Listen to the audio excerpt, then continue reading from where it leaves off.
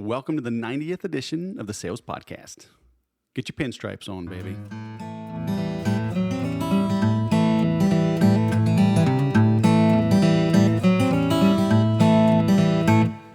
Welcome to the 90th edition of the Sales Podcast. I'm Wes Schaefer, the Sales Whisperer, your host. Can you believe we've got 90 already done? What is the world coming to? It is Monday, October 13th, 2014. I've got my good friend, local Murrieta boy, Patrick Antrim on today. He used to play shortstop for the Yankees, went into business, followed his entrepreneurial dreams, and has a really cool story. He's a good dude. Great entrepreneurial lessons learned that he has applied to a couple of ventures and keeps expanding what he's doing in the business owner entrepreneurial space. So you will enjoy listening to that. I am still rebuilding the house from the flood of the water heater.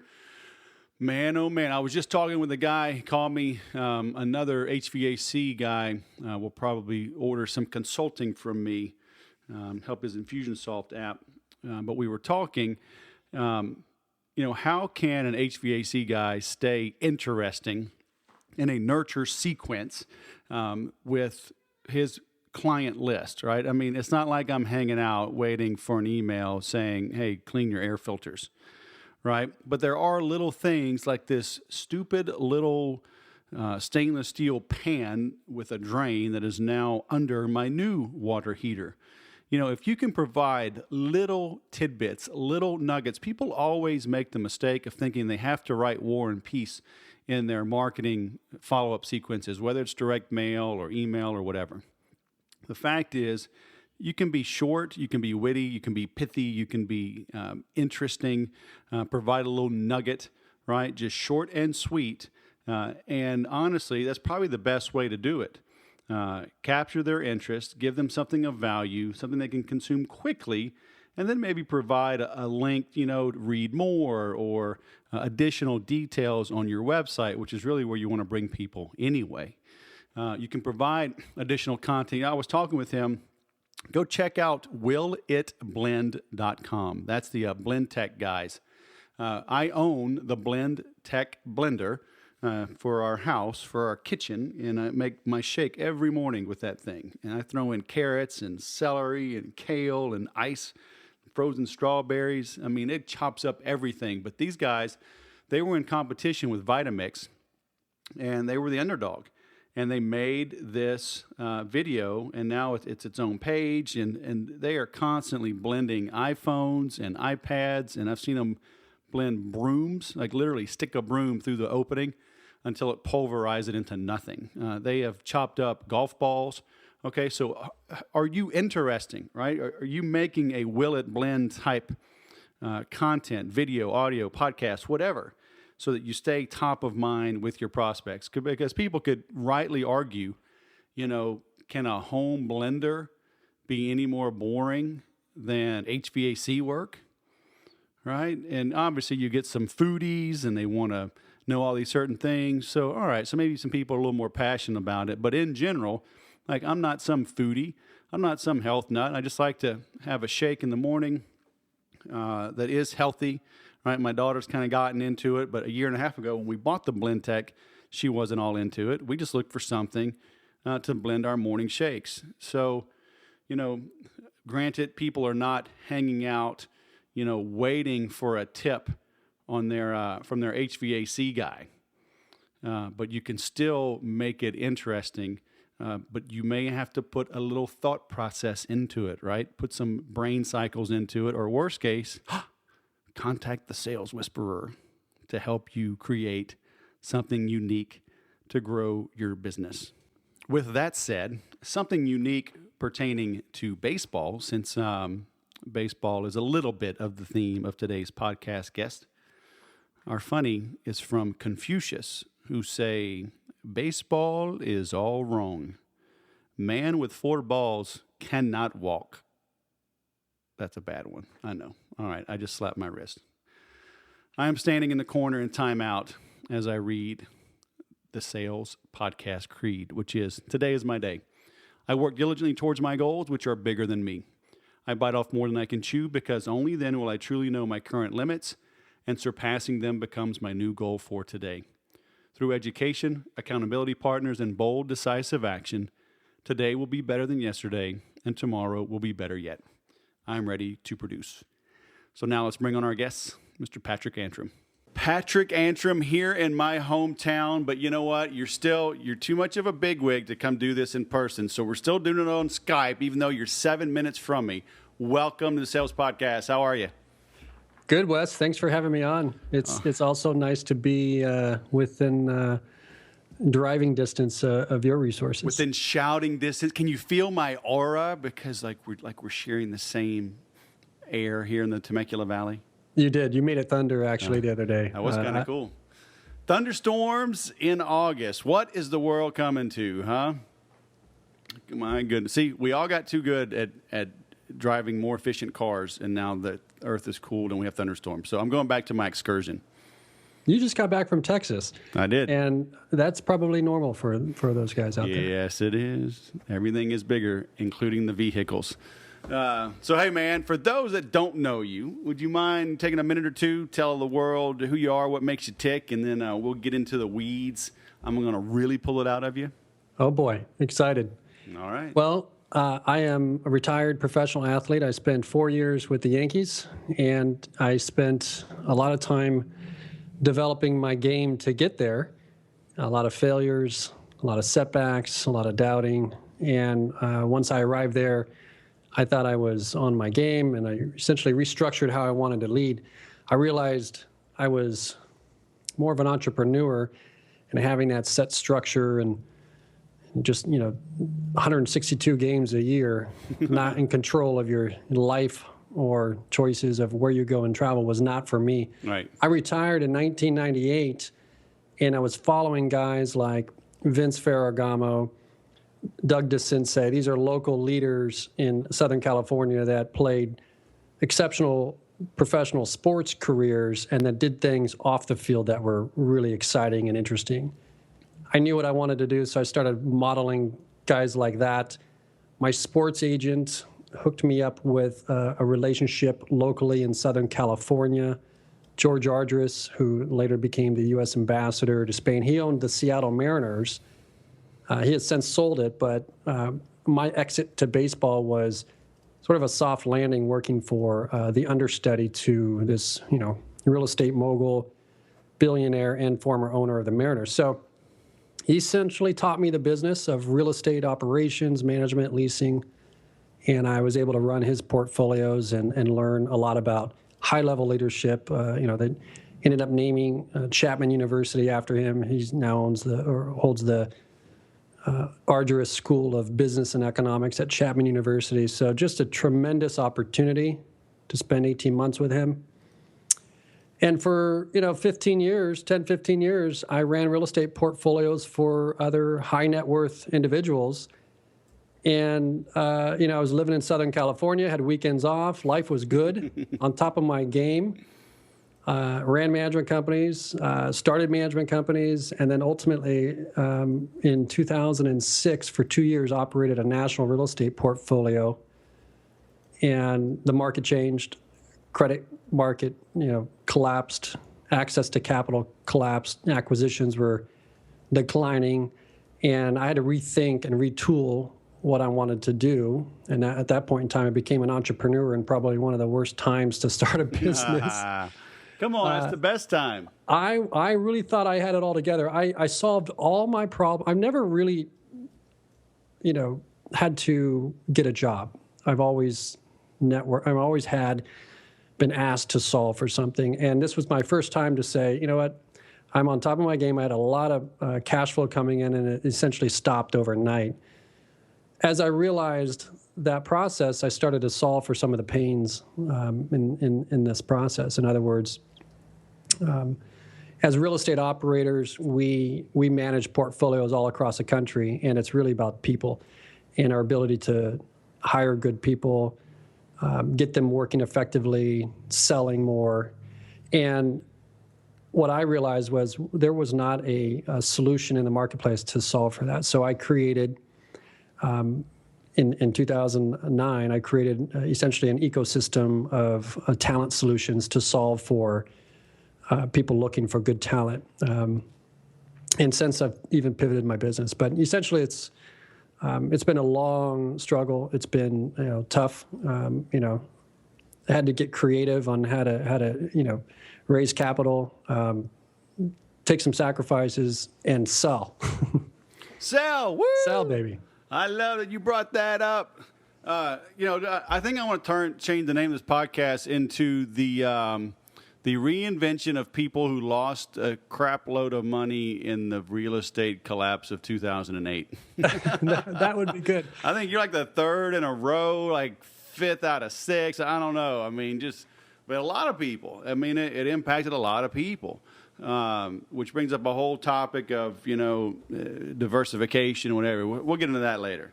So you just throw out this baseball stuff and you just move on. So we got to go back to that for a second, because everybody, we grow up as kids, we think that's the ultimate, right, to make it in professional sports and, and to make it for the Yankees.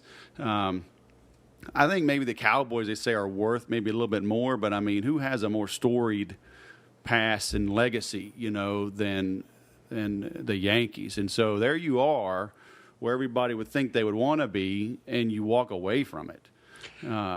So what the heck? Are you I crazy? know. Good question. And I get this question a lot because a lot of people can't understand. I'll tell you this. When, the Yankees have a Yankee way. And now I'm a fan of baseball.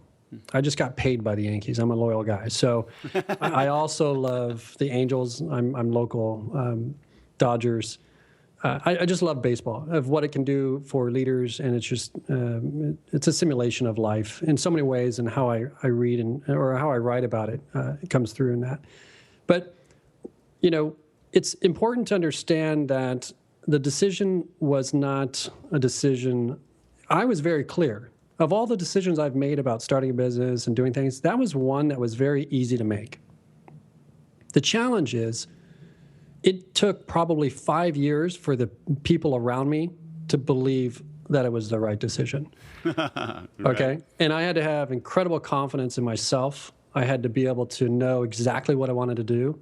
And I did not want to be known as a baseball player. Mm-hmm. It's only been recently that I've been leveraging these stories, only because I'm realizing the whole purpose of what I've done for these billionaire investors is that I'm able to collect people together, get them working effectively, sell more stuff, no matter what business unit we're running. And that happens to do with my ability to spend 25 years training for something, so then later I can train others.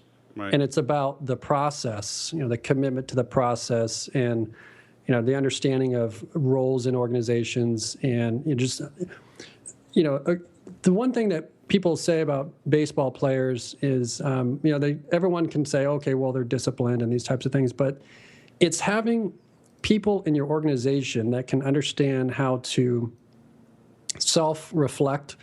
I mean, we watch tapes after performances. I mean, the speakers do this, right? You do a speech.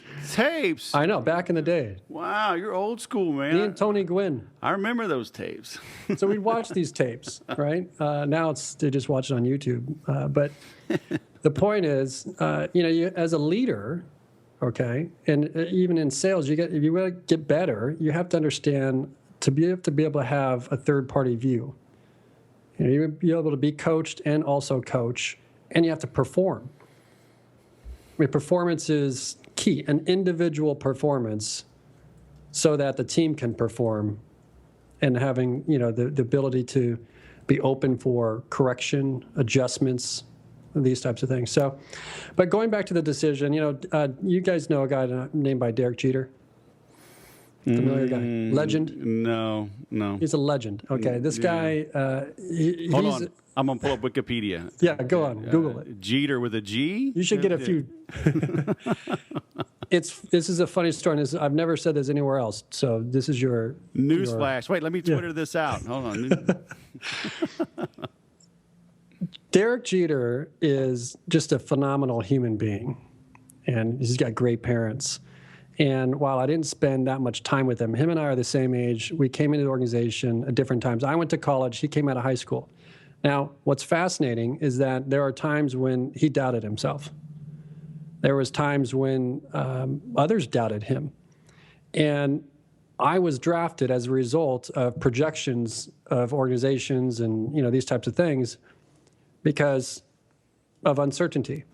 So me sitting behind Derek Jeter for all these years was, at the time, there was a guy named by Cal Ripken, right? And it was like, you don't want to be the guy behind Cal Ripken after he plays more than 3,000 games. So the decision for me to retire was pretty easy. I didn't want to play for really any organization other than the Yankees because they just have an amazing way about the business. They just, a lot of people see them as overpaying for athletes and doing these crazy contracts, but what they do is that's a reflection of the investment that they're making in people and the expectation that they expect from the player. And it's just been, it was a phenomenal organization. I couldn't see playing for any other team. Right. So an interesting thing, though, a little undercurrent here, is that things are not always what they appear to be. Not at all. Right. I mean, and I see that in a lot of entrepreneurs, business owners, just in life. I mean, people run around with these great big plans. I heard this, this joke's like, you want to make God laugh? Tell him your plans. Right. Right. And then things just, they change. You had this great history, great understudy, of George. How do you say it? Arduous. But then the market changes, a big collapse, right? Probably the biggest of our lifetime. Hopefully the biggest of our lifetime we'll ever see moving forward. And you have to adapt and overcome. So despite playing, at that highest level of sports with the highest level of teams, it's like, hey, things are not what they appear to be. Or they can change. No matter how good you are, I would have bet good money that Michael Jordan would have been the best ever, and then here comes Kobe Bryant, and here comes LeBron James, here comes Kevin Durant. Like, holy cow, how many great people can just keep coming, and they keep coming. Tiger Woods is going to be the best ever. Well, now he may not beat Jack Nicklaus, and now you got Rory McIlroy coming along. He's won 4 now. He's 25, or I think he's won 4 earlier than Jack or Tiger. So no matter what, somebody's going to be bigger and badder eventually. It's amazing. I see movies and I'm thinking this is the best movie ever, and then they top it, right? It's fascinating. But the process that people take to get better is what fascinates me. A lot of people, my biggest frustration leaving sports, and especially the Yankees, was working in the marketplace because literally I was in charge of 100, 150 employees, and they would say, "We're tired. We haven't had a day off," things like that. And for me, it was like I just had worked for Arduous, and the idea of time value of money and urgency just rings. And when people say I can't do it and things like that, it was a huge frustration for me. But it's when you look at these great athletes that you've talked about, Tiger Woods and Michael Jordan and all these guys. It's fascinating to look at their first steps. And I think we all put these guys up on pedestals, even like a Derek Jeter. I was in a training room in 1996. Mark Newman was a vice president of, I think it was player development, and he's now still the vice president of the Yankees. Awesome man, and just has a way to develop and identify talent. Now, Mark, we were. It was that year right after the strike of '94. And then the expansion where Tampa Bay had opened up. So the whole organization with the Yankees went to Tampa. Not the whole organization, that's an exaggeration, but a huge part of the front office went over to Tampa to start that organization. So things changed, and the Yankees didn't have depth, in the organization. And Jeter was essentially put up in the big leagues, 1996, his rookie of the year season, early, because Tony Fernandez broke his elbow. And there was a lot of uncertainty. They knew they were high on Jeter and things were, obviously he's going to be a great athlete, but they didn't want to do it too early because of confidence, right? You don't want to, in the New York media, you don't want to have any false starts. Now, obviously, Derek in that first game hit a home run, and the rest is history. But it could have went differently, if they rushed that process. So when you look at these great athletes or big-time businessmen, like when I worked for George, he never talked about his net worth or his money or his power influence. What he talked about is his first steps, what he overcame, not what he had. It was all about, I remember when I was collecting rents at No Gal Felice and knocking on door, things like that.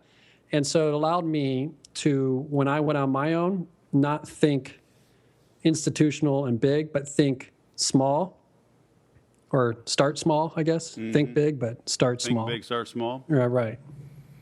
Well, I mean, anybody that's a billionaire, he had to have been thinking big all along, right? Or was he? I mean, was there a time when he was just trying to survive? Or did he always know he was going to make it big?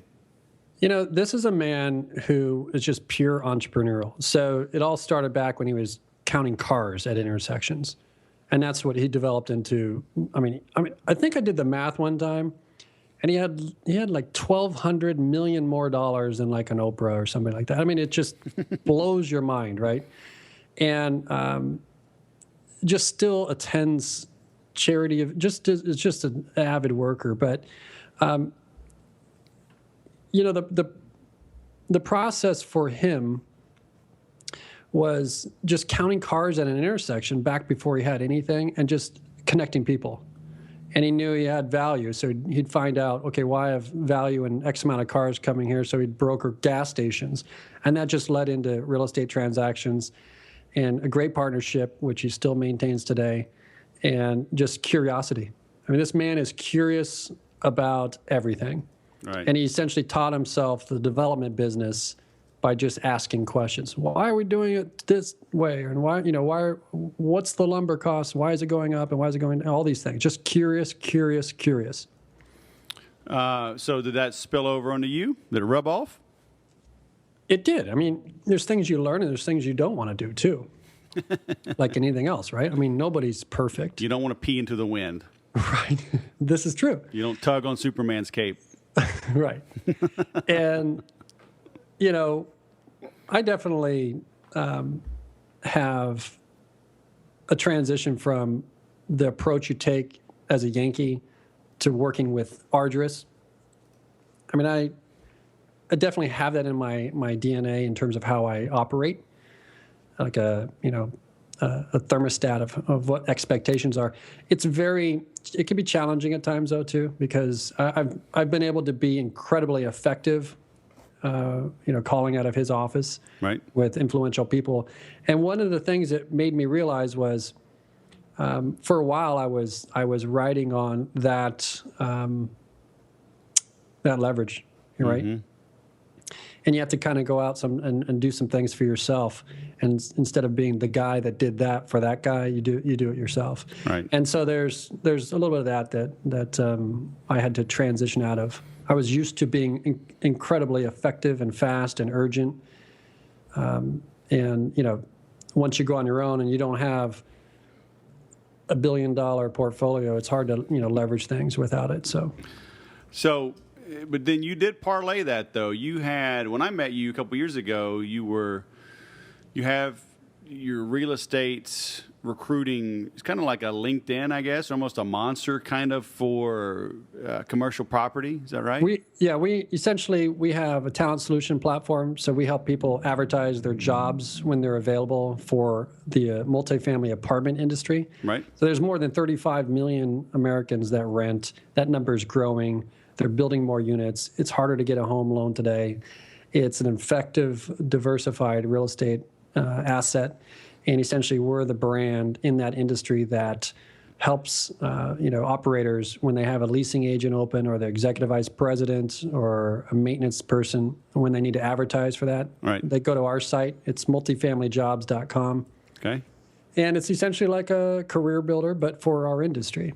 Right. I have the same thing for the automotive. We launched that only because we saw the need, and it was a bigger and larger audience. There's almost 18,000 auto dealers across the nation, and they spent about in the whole industry about $45 billion last year to try and sell 15 million cars.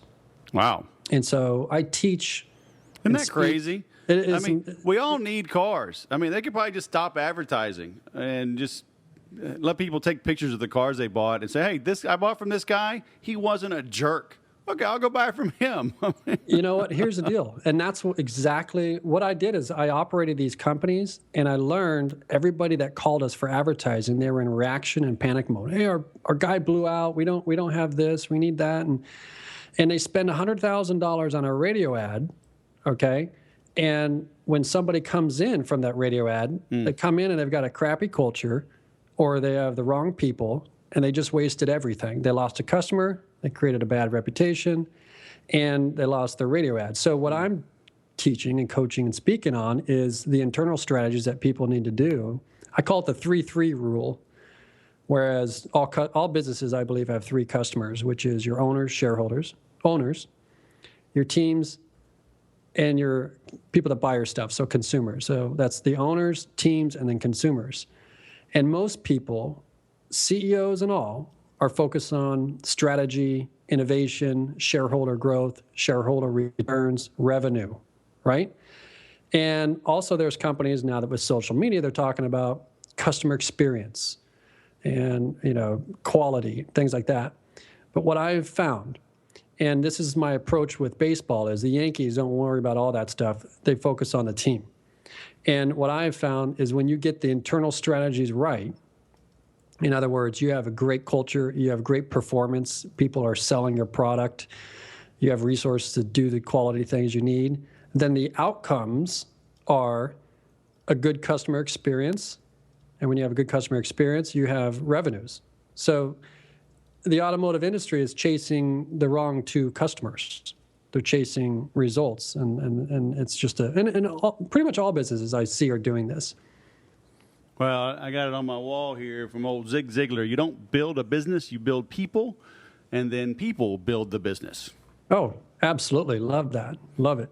All right. So I think the Yankees stole that from Zig, because Zig wouldn't have stolen that from the Yankees. No. Yeah, that's true. and here's the deal. The reason why the Yankees, people like brands, you can talk Dodgers, is when they win. People want to win. And there's a common goal in the organization, winning. And when they win, that's the ultimate goal. I mean, you have more resources to take care of the players, the fields, the fans, all those things. And without success, winning, whatever you want to call it, you really can't do the things you need to do. So what was the name of that website you created for the automotive industry? Oh, careersinauto.com. Careersinauto.com. Look at that, man. I got to write all these down. We're using online dating technology for matching people. Cool. And it's been a great experience. Well, the interesting thing is you learn your real estate from George, but then you go out on your own. But now you're perceptive and receptive, right? You see a need in a related industry. Even automotive, people would say, what does that have to do with real estate? It's like when we see this iterative process you've gone through, I mean, it makes total sense, because then once you're open, there's a common thread that runs through most businesses. And so you just find them and scratch that itch, right? It's a great question. When I was running real estate, naturally, when I opened up the multifamily job board, multifamilyjobs.com, that was natural because I was solving for a pain. But what you have to realize is when I was running this real estate, I had over $1 billion, $1.2 billion, I think, in 13 states. I think we acquired over $400 million, just transactions I did. And, when you're flipping 4,300 apartment units, repositioning them, you realize you need people to do that. And I realized I was just coaching people, attracting people to be on my team. And then when they were on my team, I was effective with having expectations and coaching and leadership. So naturally, the automotive industry needs that. The apartment industry needs that.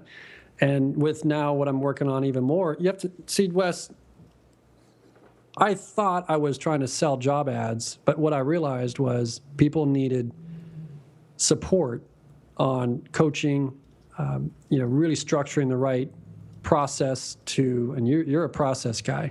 So you can understand a talent acquisition process, having the right culture, all of those things. I realized that the ads weren't what they needed. What they needed was, culture, better culture. Yep. People always come to me and say, "Can you train my salespeople?" And I'm like, "How do you know you have people that are trainable?" You got to get down to the core of it. Right. It's like, can you train my Chihuahua to, attack? Yeah, I guess, but it won't do any damage. Right. You got to get the right people, on the bus, in the right seats, head in the right direction, all the stuff we hear, from good to great and everything else. Because you're right. And I always say you have to ask like 3 to 5 whys. You got to peel that onion back and back and back. Absolutely. Like you just said, we need to run an ad. Why do you need to run an ad? Well, we've had turnover. Why do you have turnover? Well, because we don't have a process for hiring. We also don't have a process for paying. We keep jerking around with their pay, and we jerk around with the hours, and our quality is terrible. So blah blah blah. And so, you just have this cesspool in the company, and it's just a mess. But it's good for you if you're running ads because you'll always have somebody needing to buy ads. Yeah, I don't think that's going to change overnight. But I'll tell you this: there are a lot of companies that are doing it right, and they're just not. Like I said, they spent $45 billion to tell them about how awesome their cars are and what features they have, but people just don't promote their internal culture. Right. I bet if I ran an ad locally at a car dealership that said, "We are looking for leaders. We are looking for, rock star, customer service driven leaders that are taking care of our customers. Here's what we demand. We want people that can make sure our customers have a great buying experience." If you did that, people would say, "Wow, I want to buy a car from those guys." Right. And then, it's just the way it goes. And then people will want to be on teams like that when organizations are winning, doing the right thing. So that's work harder. So that's what led you to your book, right? The Inner Game of Business. Yes, I mean it started. You're asked the same questions that are key to operating really any business platform, and it all comes down to what it takes to generate the types of things that businesses need to generate, which is a great customer experience and shareholder revenue growth. Right. And you can't get that without understanding how to drive the results through people. And that's been the writing. I mean, we do other things with that. I mean, we have workshops and the leadership summits that we put on to make sure that people can get the time to go deep on these issues. So it's not a fire hose of information, but we. So how do you juggle all that? You got 2 big websites making money. You got a book. Now you got a coaching program. I mean, how do you do it all? Well, one of the things that I've done is I've pivoted my business. So I have all these things because I've constantly pivoted to get to where I am. At the end of the day, legendaryteams.com is really where I operate from. It's really who I am and what I'm doing in my community. And the reality is whatever I do there serves those other communities because it's all about the people. If I do a leadership summit, it serves both industries. It serves all professions. And in operating the business platforms, we have people that support the technology and administer, the customer needs and the sales. But we're moving towards an automated sales process, as you know. Mm-hmm. That's where we think the future is. We think it's in content marketing and adding value, and then delivering the opportunity for customers to want more. Our products are now secondary. So I'm leading with how to actually improve their business and add value on steps, procedures, tips, tricks, interviews, like we're doing here with other leaders that are winning. And it helps support the build trust and authority. And then they want more of that, and they buy the product and support the brand. Very cool. When you say pivot, what do you mean by that? Well, when I said pivot, when I started these businesses, I realized people were important. So I thought, okay, let's build a job board. No one's solved for that, at least the way that the technology is today. And I essentially became all sales all the time, trying to sell job ads, get market share, and build the business. And then I realized after hearing the conversations with the customers that wasn't really their problem. It was kind of like the four whys you just talked about. What they really needed was the coaching, and that was really the best way we could help them. I mean, I could sell them ads all day long, but they're just chasing their tail. Right. When someone buys a business or buys a property, we call it acquisition. Okay? When you're hiring somebody, some people call it recruiting, okay? Which recruiting is a function and it's a cost, okay? And so I'm out there pivoting, deciding that based on not only market need, pain points in the industry, but also what value I can bring to my portfolios and companies, is that when you look at hiring and really building a culture, and you look at acquisition, talent acquisition as an investment in your business, then you take on different roles. You take on due diligence, with people. You take on more of the onboarding process. You lead them more because you've invested in them. You ask them to share. There's a whole process to this. And that's the pivot that we've had is we're not selling job ads anymore. Yes, you need to advertise, but that's not the solution to really your business pains.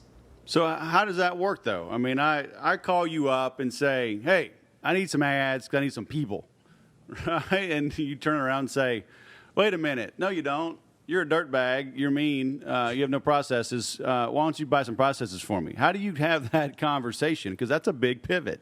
Well, this is a good question. We're happy to sell ads.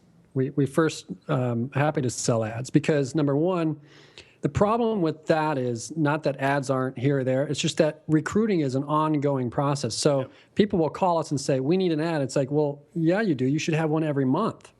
Why are you calling us now? So right. The Yankees are always recruiting. They're looking 5 years out. Every organization, Lakers, I don't care who it is, they're looking at their plans. So it's more about that we're happy to sell them ads, but it takes, at that point, we're just a provider. If they haven't worked with us, so does it work? And, all the things that they think that they need to ask to figure out if it's a valuable tool. So what we do, we sell them ads, and then they deliver and they get results, and then hopefully we sell them more, and then we build a relationship. And we talk about, well, this ad you posted, you can get better results if we did this, and we start asking questions and really getting into more of client management. But, more specifically, Wes, we had a major client, someone that needed 200 job ads a month, okay? And I personally handled this because it was a big client. And we handle big auto groups and also big manufacturers. And when they called us, they had experienced certain turnover and transitions and these types of things that are very typical. Nothing wrong, just it's very typical. And after 9 months of sending meetings and trying to get the right people on board and demos, and we got all of our team together, and I gave them we gave them everything to choose and decide. I mean, we right price, everything. They still couldn't make a decision. So finally, we said, you know what? Let's take doing business off the table. What can I do to support you? Mm-hmm. Let's just forget about the decision of doing business with us. How can I help you? And it was like a takeaway, essentially. And it was like, my goal is to have a long-term vision, and we're moving into more of a recruitment advertising program versus our brand. I mean, we look at the internet as the job board, not just our brand. And, people go everywhere. When was the last time you went to one site for anything other than Amazon? I think this whole internet thing's a fad, though. I think people are going to go back to newspaper. Well, that's cool. So, I mean, you look deeper. You look beyond the sale, right? Because I get into whether it's my own ABCDE process or Infusionsoft's got a 7-step process. Either one, the sale is in the middle. It's not the end goal. Absolutely. Wes, and I talk about this in my summit. I have it's essentially a topic on influence. And I spent, like I said, 8-9 months trying to sell, and I didn't sell. Wasted a lot of time, and they Well, weren't you didn't able to go buy. through my training. You'd have I done know. better. But anyway, we didn't know You're each talking other about the then. art So, of the all right, close. yeah. I got everywhere but the close. I do need the art. But and you've approached clients that you know you can help, but they're already in business with somebody else, and they're too busy to look at something new, and it's just they're kind of okay with how things are going, but you could really transform their business, and it's hard to get them to switch or to make a new decision, and that's what we've been faced with. And so what we look at is the idea of influence, which means move more towards a business partner approach versus a provider approach. So basically it's operating like a trusted partner. So you would make decisions for the client that sacrifice your own short-term goals for their benefit. Right. And that's what I did. Is I said, look, let's not do a deal here. Let's not even, let's take doing business off the table. How can I really help you? Yeah. So now I moved over to a trusted partner. And then once they do business, then we'll be business partners. And I'll be the guy that no one can take the business away from. Right. That's the key, baby. You can't be just a peddler. You can't be that vendor, because then the only people that can differentiate you on price. And, you live by price, you die by price. Well, cool, man. Thanks for taking the time. So where do we send people to find you? Best place for me is legendaryteams.com. Okay. That's, I'm on all the social networks, Twitter at Patrick Antrim, Facebook at Patrick Antrim, Instagram, all those places, but LinkedIn. All right. That's where you go, everybody. LegendaryTeams.com, Twitter.com/Patrick Antrim. Well, thank you, sir. I look forward to catching up with you soon. Enjoy that pop-up thingy, and I will enjoy that scotch when you bring it over. Yes, I have it. 16 years aged, timely for you, Wes, and you'll teach me how to enjoy it. Nice, my new friend. All right, man. Thanks for coming on, and have a great day. All right, thank you. All right, see you. The Yankee way was not his way. How many of us can relate to that, huh? I know, looking back on my Air Force career, I am shocked I made it through the Air Force Academy. I'm shocked I made it through 5 years of being an officer. The structure, the rigid nature of it. I understand you've got to have policies and procedures, but you know what? I like making the policies and procedures, not necessarily living under them. But Patrick was playing at the highest levels, right? For one of the highest teams, certainly one of the most storied teams in baseball, if not all of sports. And it still wasn't to his liking. Okay. And so he had to follow his passion, follow his dream. And it was interesting. He talked about, it took him, he made the decision. It took years to convince his family and friends that he was making the right decision. And again, it's two sides of the same coin. You always need feedback from outsiders, those that you know and that you trust. Okay, but make sure those people are qualified to give you input.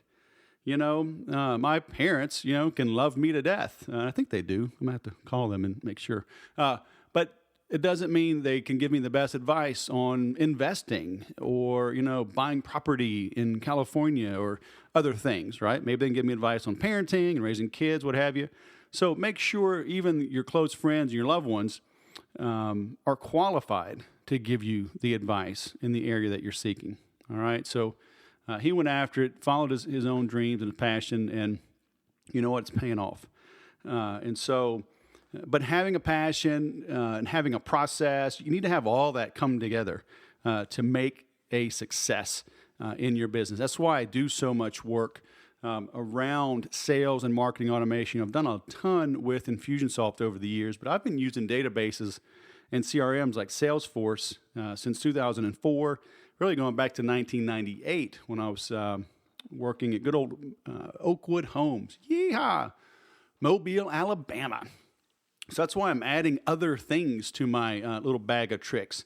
Working with HubSpot now, affiliated with Entrepreneurial.